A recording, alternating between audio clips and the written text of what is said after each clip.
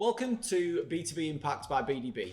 Join me, Matt Smith, CEO of BDB, and Oliver Brewood, BDB's Head of Digital and Technology, as we get together to discuss the myriad of trends, topics, opportunities, and developments in the world of B2B marketing and communications.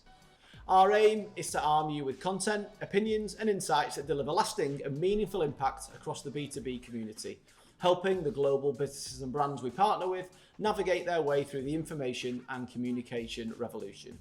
Are you ready to make an impact?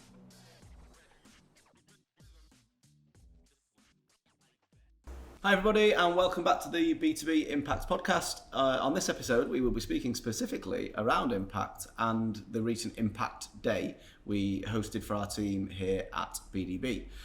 So as part of our outbound newsletter, that will provide more detail and context on it, but we thought it might be good to have a chat around it and bring it to life, obviously, what Impact is, how it came about, why we did the day, and what the general context of the day was, just to accompany the kind of the newsletter and the wider content that we're putting out on it. So Impact is something we've been talking around here at BDB for probably 6 to 9 months, it feels like now, in terms of BDB's brand narrative and BDB's ultimate kind of value proposition in a way. So when we ask ourselves the question of why would a client choose to work with BDB, why would a team member choose to work as part of BDB's team, it's always been quite a difficult question to answer in a way, because I think when you put yourself against your competitors and other people, you can end up with relatively generic table stake responses, and we see that this a lot with clients as well ultimately. So we were trying to build out our brand narrative around ultimately what do we deliver for clients, and we landed on impact as that's what we do for BDB. So in terms of not only the impact of the outcomes we deliver for clients, but also the impact we have as being part of their team, the impact we have on even from meetings and facilitating sessions with people, and our ultimate vision and mission is to deliver impact on the marketing and communications kind of evolving landscape, I guess, at the minute. Yeah. So it's something that seems to resonate with a lot of different people. We've now in the process of weaving that into our wider brand narrative, content and collateral. So watch this space on that. You'll see that being brought to life shortly.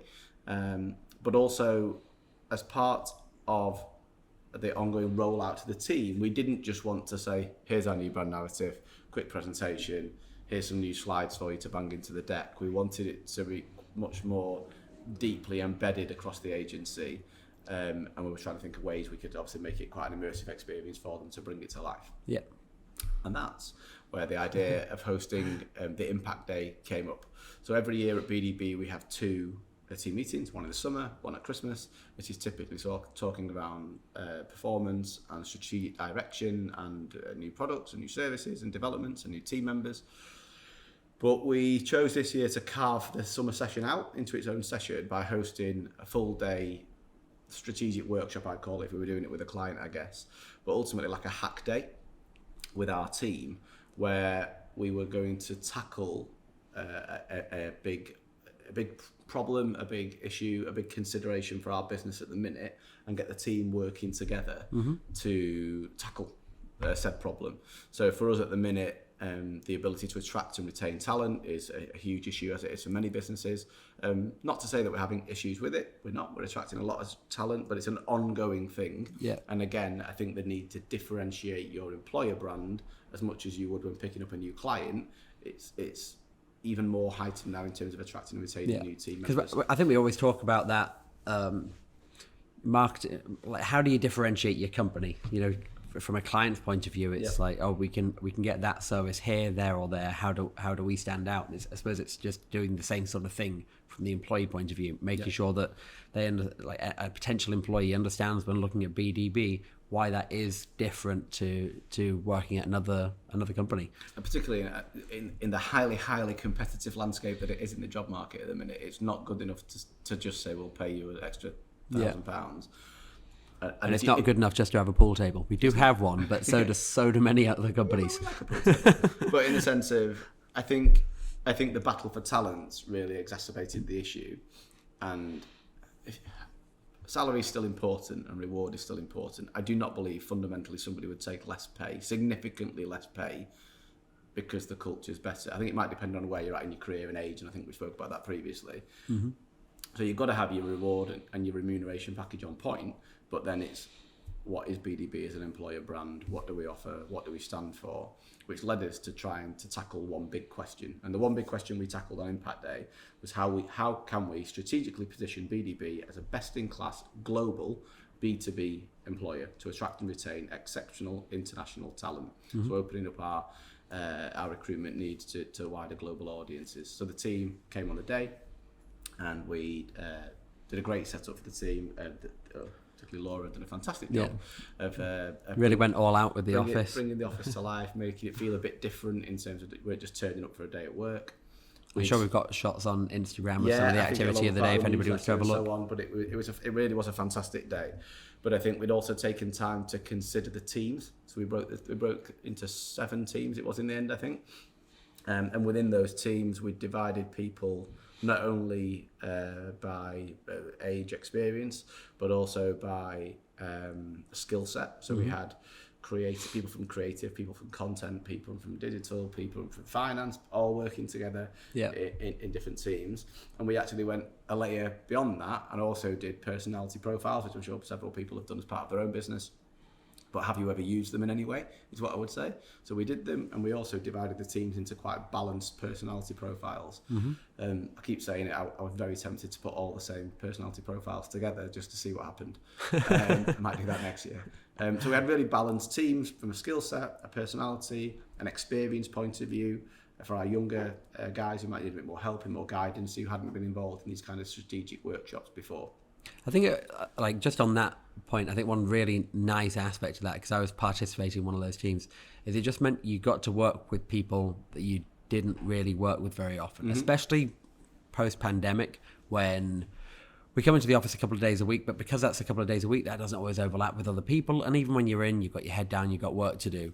So you don't always interact with the people that don't cross over with the work that you're delivering. That is a really good opportunity. Now, we're not in the office every day to actually speak to people that you might otherwise say a hello to every couple of weeks, and actually interact with them, learn a little bit about them, see what they're like in a team, learn about their energy and so on. It was an interesting outtake from the day for myself as well. That's particularly, I think everybody really enjoyed it because they were working with different people.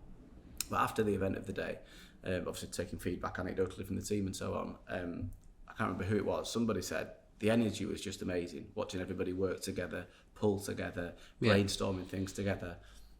And I thought that's exactly what it was like prior to the pandemic. But they've never seen it. No. They've never experienced that at BDB. And it was a real, I don't know, like sobering moment for when you sat there going, you go like, you've never seen that here. Because they're used to team collaborations, squares on windows.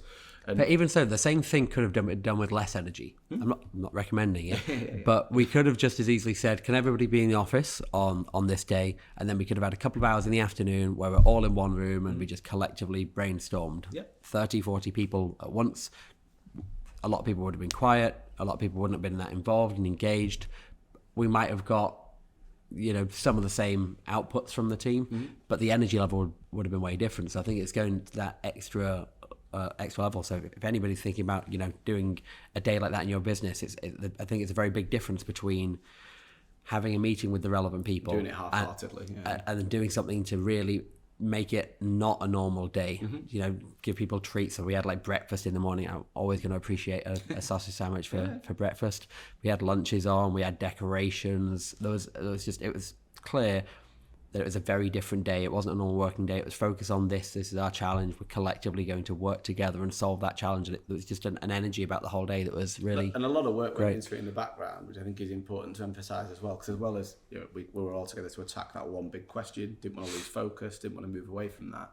The full briefing pack was prepared for the day for the teams, because obviously if you were doing this for a client in an agile kind of hack day or impact day, we're happy to do them for clients as well. You would do a deep dive research phase probably before you got into the workshop with the client, where you're understanding their issues, you're looking at their competitor profile, and you're looking at inspirational case studies, you're looking at the way the general market lies. So Minka from our strategy team pulled together with the strategy team a fantastic briefing deck, which effectively you didn't really need an introduction because it was so substantive, where you could virtually, so every team had a USB pen with the briefing pack on it, and they could go away and consume that at their leisure, working through our own agency impact framework model through from the research all the way through to ideation ultimately is about as far as we got on the day. So the pack was well received and substantive and gave them the detail they needed to be able to then start working and profiling out the issue with the team. We made it clear from the start we didn't want fancy presentations, which I think is a bit different, probably. I think you banned presentations with the actual wording. I did. I banned that. What we didn't want was the more creative guys in the team turning up with, here's a video we've made, because it potentially would have been unfair, and we wanted to focus on the employee value proposition output of what is the narrative and the scripts that we're trying to bring to life, what are the pillars that make BDB so I think it also would have been a lot more probably boring and less energetic, not from the creative team, but I mean, like, I would have defaulted to doing a PowerPoint deck, and we would have probably seen 7 PowerPoint decks, and it would have been less interesting than having people hold up hand-drawn flip charts. Well, that was it, because I wanted it more Mad Men-esque, of going back in time. Of I wanted to see scripts, I wanted to see scribes, I wanted to see doodles of what you thought things could look like. And I thought it was really interesting on the day, the different team members. One, we encouraged everybody to have an equal share of voice, so it wasn't dominated by all the extroverts who wanted to be centre of attention. And I think every team member spoke from every team, which was quite daunting for some of the junior guys who haven't stood up in front of 60, 70 people and presented before. Not only junior as well, there's some people that just don't like speaking in front of groups, even though it's a group of people you work with every day. Yeah. But I thought everybody did a fantastic job in the presentations. It was good that everybody broadly stuck to the rules. There wasn't anything that was too maverick. I think somebody wheeled in a flip chart, which made me laugh.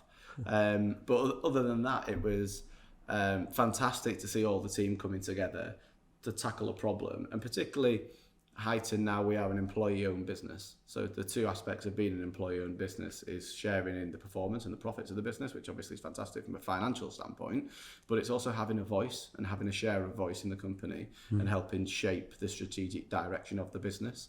And that's huge in employee ownership. And I think the profit's not easier to deliver, but what I mean is the profit's the profit. Yeah. Anybody who does employee ownership has to share the profits. You cannot not do that.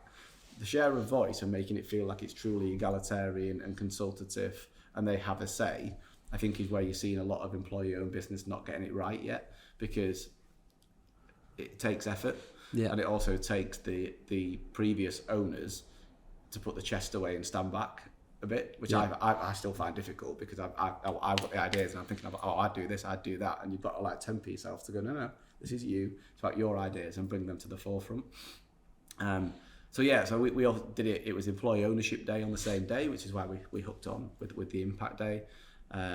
Team presentations were fantastic, and really what we've come away with out of the day, did we nail the EVP on the day? I think we got exceptionally close. So we've got some work to do to refine that now off the back of the day. What we ended up with probably was 10 to 20 campaign ideas, I would say, campaignable concepts that could sit under the EVP in a way. Yeah. Would we have got that out of a normal brainstorm? Absolutely not. Yeah, I think you would have got a fraction of that. And what we also got was fantastic buy-in. So when you were looking at the 7 groups presenting, there was certain areas that clearly overlapped, certain areas that people were gravitating towards. So you'd kind of canvassed your entire team in one day. You can see where the points of overlap are, of commonality in the different responses. And there were some golden nuggets in every group, is what I would say. So whilst we had a team vote at the end, the team voted for their own winner on the day. So there was a winning idea and concept that was brought to life. Each team had something that you can work with, which I thought was really, really interesting. There wasn't a single team that bombed or, struggled. Some resonated more with me than others, but I think that's natural.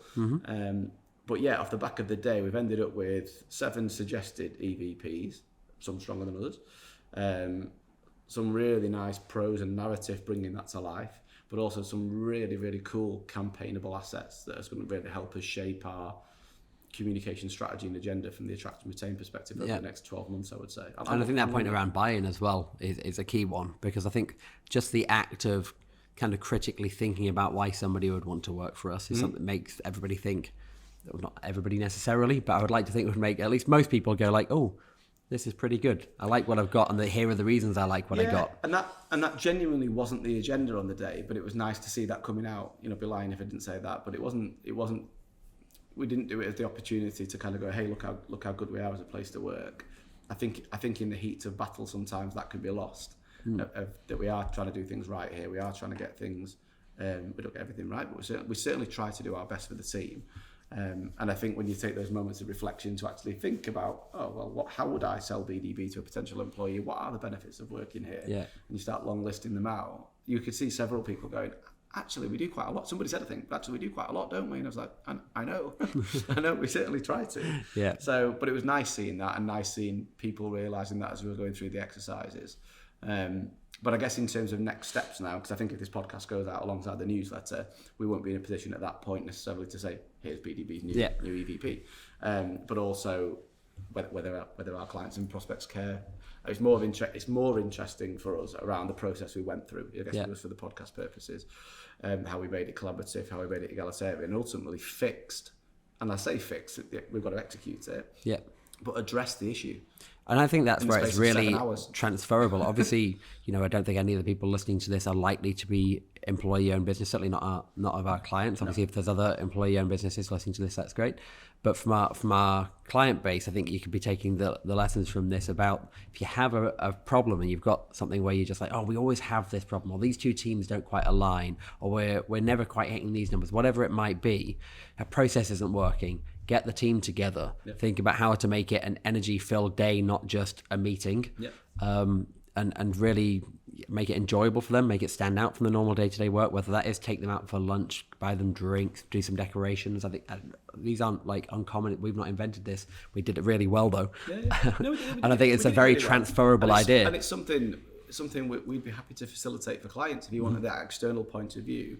The point was here, we wanted to doing it together. Yeah. If you want an external point of view, sometimes that helps. Get in touch. We're more than happy to. I've done it on a smaller scale in one of my previous companies as well, where it was a small team, so it was only 4 or 5 of us, so it didn't make sense to break out into separate teams in that case. But it was still, let's get out the office, rented a space for the day, drinks, food, fun, while having multiple separate brainstorm sessions throughout that day to really help set. I think that in that case it was coming up with marketing plans for the year, but it's just not making it boring meetings, not making it a spreadsheet at your desk. It's something that's kind of more active, collaborative, and I think that also fosters that creativity and helps you think differently to the way you normally think. Absolutely.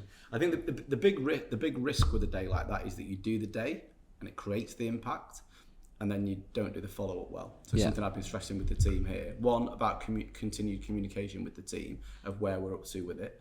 Because if I was doing it by myself, I have a habit, I think you probably would say the same, if you go into a cupboard for a month and then you work on it and then you go, here it is. So it's like keeping the team up to date of the progress we're making, what the next steps are, and how we're going to use the outputs from the day to shape up the overall campaign. The other side of it that I've emphasised to the team is there was a winning team on the day. Whilst the voting was close, there was a winning team. So I'd like us to be as true as we can to that concept that was voted for the win, if you know what I mean. Because I think there's also a risk that the team come up with their ideas, we take them and then come up with something completely different and roll that out. Yeah. So it has to be right and it has to be fit for purpose. So take the time, if you are adapting it or evolving what your team come up with, to explain why and why we ended up with the eventual outcome or staying close to it. Because I didn't want it to be, we did the day, you won, and we've totally ignored it. That's a danger with anything, isn't it? Planning is not easy, but it's a lot harder to actually execute a plan than it is to come up with the plan. So it's But what I was really pleased with, as I say, we ended up with an entire plan. Like if you look at we had a meeting yesterday on it. If you look at all the outputs that came out of it, everything you could use, and if you actually hang them all together strategically, you've got your plan. And if we execute that plan, it will significantly aid us in attracting the international talent, which is obviously what we set out to do on the day. So yeah, a bit of an insight into BDB's inaugural Impact Day. It's something we'll 100% be repeating. I think we'll be doing something at Christmas, maybe a light version of it in some way, but aligned with the Employee Ownership Day each year. I think will be BDB's new Impact Day. So I guess if you're a client out there or a prospect out there, if you've got something you'd like BDB to hack out for you, get in touch. We've got 60 plus, nearly 70 very, very bright intellectual individuals who can come together to tackle and address any issues that you've got within your business very quickly in a very agile manner. That's BDB's Impact Day.